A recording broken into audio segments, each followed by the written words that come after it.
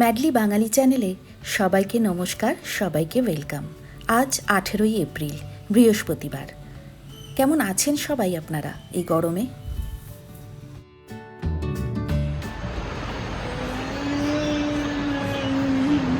এখন 12:30 মতো বাজে। ব্যাঙ্গালোরে আজ সাংঘাতিক গরম, 37 ডিগ্রি টেম্পারেচার। তার মধ্যে আমাদের জলও 11:30 নাগাদ শেষ হয়ে গেছে। আজকে গ্যাসও শেষ হয়ে গেছে, তাই রান্না করতে পারিনি। এখন আমরা যাচ্ছি কিছু খাবার কিনে আনার জন্য। তো শুনেছি যে ব্যাঙ্গালোরে হিয়ার মাঝে বলে একটি রেস্টুরেন্ট আছে না, তার 2টো ব্রাঞ্চ অলরেডি আছে। তো তাদেরই একটা 3rd ব্রাঞ্চ আমাদের বাড়ির কাছে ACS লেআউটে খুলেছে। তো ইচ্ছা আছে সেখানে গিয়ে একটু খাবার কিনে আনার। যাবে তো? বলো, যাবে? চলো বেরিয়ে পড়ি।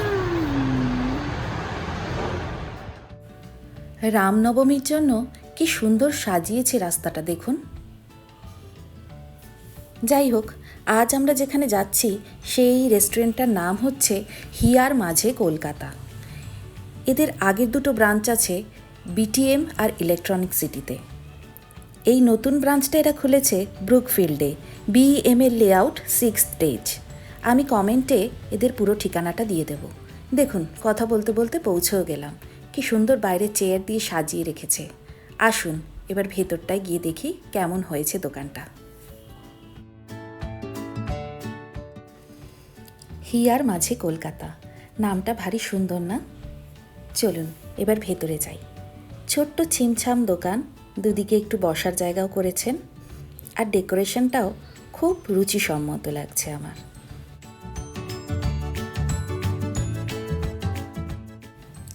রেস্টুরেন্টটি ওপেন হওয়ার পরে আজকেই প্রথম দিন, তাই একটু ব্যস্ততা তো ছিলই সবার মধ্যে। এই যে সাদা শার্ট পরে যিনি দাঁড়িয়ে আছেন, উনি বিশ্বজিৎ দা, আর ওনার ওয়াইফ সঙ্গীতা। এই দুজনেই এই রেস্টুরেন্টটির ওনার।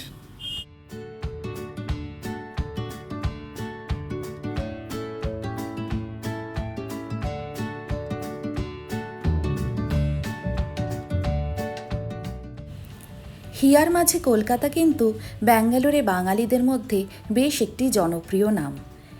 কিন্তু যেহেতু আমাদের বাড়ির থেকে ইলেকট্রনিক সিটি আর BTM 2টো ব্রাঞ্চই অনেক দূর হয়, তাই আগে গিয়ে কখনো আমাদের খাওয়া হয়নি। কিন্তু এবার ঘরের কাছাকাছি খুলে গেছে হিয়ার মাঝে কলকাতা।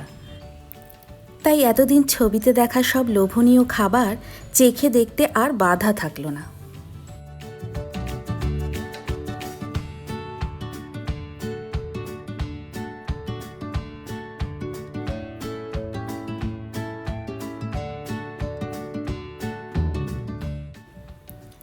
উনি হলেন সঙ্গীতা, এই রেস্টুরেন্টের ওনার।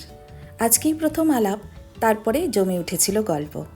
আজ যেহেতু আমরা ওখানে খাওয়ার প্ল্যান করে যাইনি, খাবার নিয়ে আসারই প্ল্যান ছিল আগের থেকে, তাই খাবার তৈরি হতে হতে আড্ডা জমে উঠেছিল।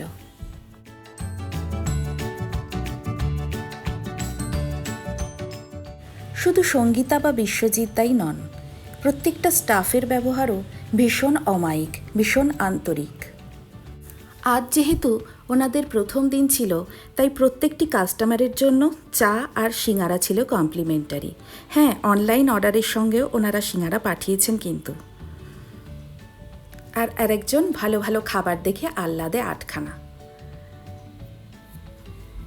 এই হচ্ছে নতুন গুড়ের রসগোল্লা, আর পাশেই রাখা ছিল গরম গরম সিঙাড়া। এরপরে স্ন্যাক্স কাউন্টার আরও ভালো ভালো খাবারে ভরে উঠবে।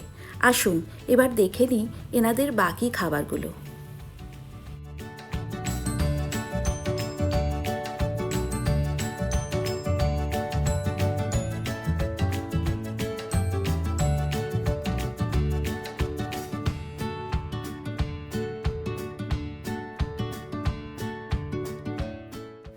এবার কথা বলে নেব রেস্টুরেন্ট ওনারের সঙ্গে। আমাদের সঙ্গে আজকে আমি পেয়ে গেছি সঙ্গীতাকে, হিয়ার মাঝে কলকাতার ওনার। আজকে ওর মুখ থেকে শুনে নেব হিয়ার মাঝে কলকাতা ব্যাঙ্গালোরে কিভাবে শুরু হলো, কটা ব্রাঞ্চ আছে, এই নতুন ব্রাঞ্চে কি কি নতুন মেনু আছে, সবকিছু সঙ্গীতা থেকে শুনে নেব। নমস্কার, আমি সঙ্গীতা, হিয়ার মাঝে থেকে বলছি। আমাদের প্রায় 10 বছর হলো আমাদের দোকান। প্রথমে আমরা আমাদের প্রথম পুজো স্টল দিয়েছিলাম, তারপর সেই স্টলটা প্রথম বছর অতটা ভালো হয়েছিল না, কিন্তু আমাদের একটা ইন্টারেস্ট গ্রো করে আমার এবং আমার হাজবেন্ডের। প্রফেশনালি আমি টিচার ছিলাম আর আমার হাজবেন্ড সফটওয়্যার ইঞ্জিনিয়ার। তো সেকেন্ড বছর দিলাম, ভালো হলো। তখন সবাই জিজ্ঞাসা করা শুরু করলো যে আপনারা কলকাতায় কোথায় করেন বা ক্যাটারিং করবেন কিনা। সেই থেকে আমাদের ক্যাটারিং শুরু। আমার শনিবার করে স্কুল থাকতো না, তো আমি নিজেই রান্না করে করে প্রথম দিকে 10 জন খাবার দিতাম, আমার হাজবেন্ড গিয়ে দিয়ে আসতো। এইভাবে করতে করতে আমার 50-60 জন হলো। তখন কুককে বলা শুরু করলাম, তাদের স্টলে রাখলাম, তারাই আমাদের সঙ্গে রান্না করতো। তারপরে মনে হলো কি যে একটা দোকান করা উচিত। এবার তখন ব্যাঙ্গালোরে একটা স্ট্যান্ডিং বলে দোকান ছিল, তাদের বেঙ্গলি সব আইটেম পাওয়া যেত। তো তাদের যে দাদা ছিল সঞ্জয়দা, বললো কি সঙ্গীতা তুমি একটা দোকান করো, আমার তো খাবার দোকান মানে নেই, আমার তো সব গ্রসারি বা ভেজিটেবল মাছ পাওয়া যায়, তো কলকাতার খাওয়ারও পাওয়া যাবে, তাহলে লোকের বেশি অ্যাট্রাকশন হবে। তো প্রথমে ওইখানেই আমি শুরু করলাম। তারপরে গেস্টটা বলা শুরু করলো যে আমাদের একটা বসার জায়গা লাগবে। তখন আমার বিটিএম এ পড়ানো শুরু হলো 2016-তে। আচ্ছা আচ্ছা। 2016 থেকেই আমার মোটামুটি রেস্টুরেন্টের শুরু। তারপরে বিটিএম, তারপরে ইলেকট্রনিক সিটি, এখন এটা খুলেছি বুকফিল্ডে বিএমএল লেআউটে। তো আজকে আমাদের প্রথম দিন শুরু হলো বুকফিল্ডে। আশা করছি তোমাদের সবার ভালো লাগবে। মেনুটাও আমি রিজনেবল রাখার চেষ্টা করেছি যাতে সবাই খেতে পারে। সেটাই মেন ব্যাপার, কি যে আমার খাবার যাতে সবাই পায়। এরকম একটা ধারণা লোকে রয়েছে যে রিয়ার মাঝেকে আমরা সবাই অ্যাফোর্ড করতে পারবো না, অনেক বেশি কস্টলি। তো সেই ধারণাটা ভাঙার জন্যই আমি একটা নতুন মেনু বানিয়েছি এই ব্রাঞ্চের জন্য। আমি আশা করছি সবার এই মেনুটা ভালো লাগবে এবং সবাই ভালো স্বাদ পাবে।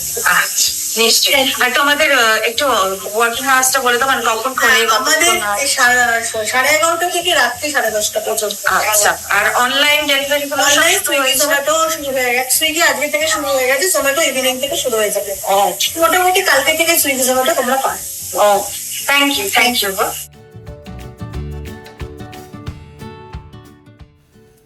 আজ যেহেতু প্রথম দিন, দেখলাম ওনারা নিজেরাই কাস্টমার সামলাচ্ছেন হাসি মুখে।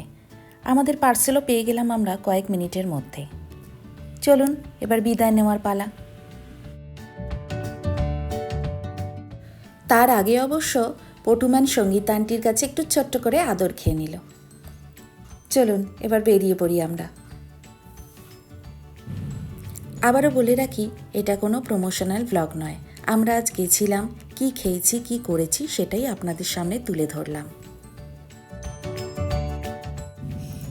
আজ আমরা নিয়েছিলাম 3টে পকেট ফ্রেন্ডলি থালি। তার মধ্যে একটা ছিল চিকেনের আর বাকি দুটো মাছের। এটা চিকেন থালি, সঙ্গে ছিল এঁচোড়ের তরকারি। বাকি দুটো থালিতেও এঁচোড়ের তরকারি ছিল, কিন্তু সঙ্গে ছিল মাছ। মাছের মধ্যে বড় এক পিস আলুও ছিল। মাছের পিসগুলো যথেষ্ট বড় ছিল। আর এঁচোড়ের ডালনার স্বাদ ছিল অনবদ্য। সঙ্গে নিয়েছিলাম একটা মাটন কারি। আর এই রসগোল্লাগুলো সঙ্গীতা ভালোবেসে দিয়েছে আমাদের, কমপ্লিমেন্টারি। প্রত্যেকটা থালির সঙ্গে এই ধরনের ছোট ছোট কন্টেনারে টমেটোর চাটনিও ছিল। 129 টাকায় কী করে ব্যাঙ্গালোরে বসে এতটা খাবার দিতে পারছে এবং এতটা ভালো স্বাদের, তা আমায় সত্যিই অবাক করছিল। স্যালাডও ছিল সঙ্গে। আর রাতের জন্য নিয়ে নিয়েছিলাম বিরিয়ানি, 2টো চিকেন বিরিয়ানি আর একটা মাটন বিরিয়ানি।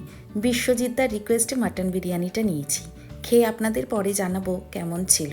এবার বিরিয়ানির পোর্শনটা আমি প্লেটে ঢেলে আপনাদের দেখিয়ে দিচ্ছি।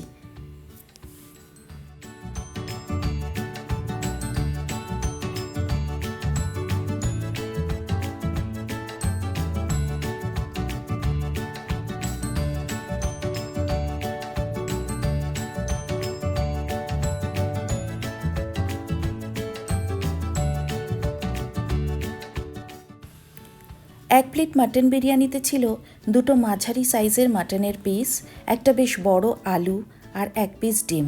আর ভাতের পরিমাণ তো আপনারা দেখতেই পাচ্ছেন। 99 টাকায় একটা স্মল বিরিয়ানির অপশানও আছে। এবার চোখ বুলিয়ে নেব ওনাদের বাকি মেনু কার্ডটায়। এবার বলে রাখি আমার ব্যক্তিগত পছন্দের কথা। ওনাদের পকেট ফ্রেন্ডলি থালিগুলো আমার খুব ভালো লেগেছে। আর রান্নার স্বাদ আপনাকে কলকাতার যে কোনো বিয়েবাড়ির কথা মনে করাবে। আর টমেটোর চাটনির স্বাদ আমি বহুদিন ভুলতে পারবো না। গুড়ের রসগোল্লাটাও অনবদ্য ছিল। খাবারগুলো একবার ট্রাই করে দেখতেই পারেন, মনে হয় ভালোই লাগবে। অবাক করা দামে অনবদ্য স্বাদ, এছাড়া এই মুহূর্তে আমার আর কিছুই মনে আসছে না।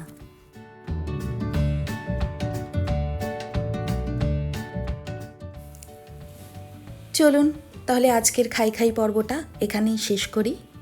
সবাই খুব ভালো থাকবেন আর পাশে থাকবেন। খুব তাড়াতাড়ি দেখা হবে অন্য কোনো একটা গল্পে।